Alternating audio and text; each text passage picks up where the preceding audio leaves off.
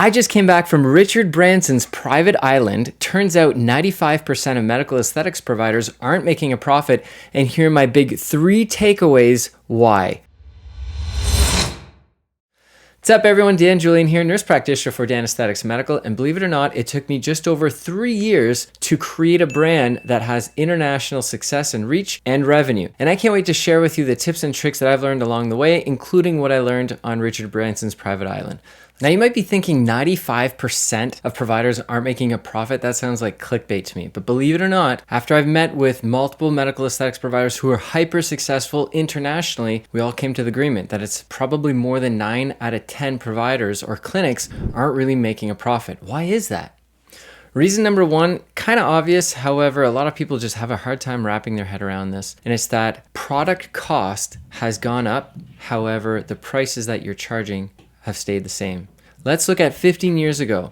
If you're looking at injectables, the price of injectables, if you're charging per unit or per syringe, were pretty much the exact same thing as what providers are charging today. And as a result, providers are now overestimating how much money that they could be potentially making in medical aesthetics because they're comparing it to what providers used to be making 10, 15 years ago. Where back then, plastic surgeons were literally dropping their surgery practices to do injectables because of the profits and the safety. Nowadays, it's not the same thing. Nowadays, the profit margin is much lower unless you have a plan for that. Reason number 2, is your brand or your clinic unique? Is it standing out in its own unique way? What's going to make you different from all the other competitors? Let's face it, we're in a saturated market. There are a dime a dozen now medical aesthetics clinics. What is it that's differentiating you from them? That was a big takeaway for me whenever I was at Necker Island with Richard Branson. He was talking about the history of Virgin, how they first created it, how it was bold and unique, and all the cool things, all the cool ads they were doing to go up against major competitors who had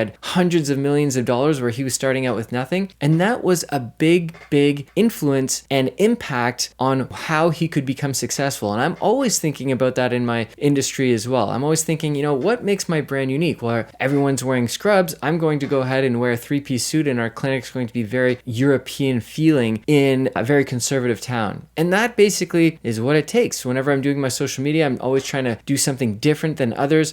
I'm always trying to kind of think of these things. Are you doing that? Are you doing anything unique?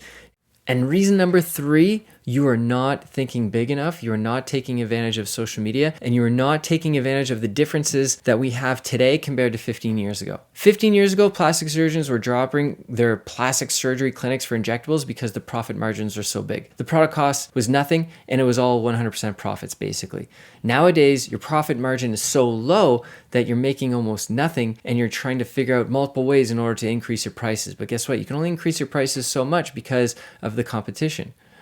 So this is where things get really interesting. How is it that you're actually going to create profit? Well, you can scale, you can grow your clinic, which is potential, right? You can have other providers come in, but that also is a headache because they might leave, they might steal from you. You never know what's going to happen. You can also try and create another clinic. However, starting another clinic is like starting from zero. Just because this one worked, it doesn't mean that that one's going to work. You're really going to have to baby that. But that's a possibility. But that's still small thinking. That's still things that providers were doing 15 years ago. What differentiates us now from then is this: social media. You guys need to lean in on your brand. You guys need to lean in so hard that it's recognizable internationally. People trust it. People are going to ask you to go speak. You're going to have multiple different options here that you can branch off for streams of revenue. And that's the big difference. I think a lot of people want to post on social media, hopefully to grow their clinic. But this is my analogy of the clinic. This is the glass. Your clinic is in the middle, and you can only have so much reach. You can only reach so many people, which is usually around your city's vicinity.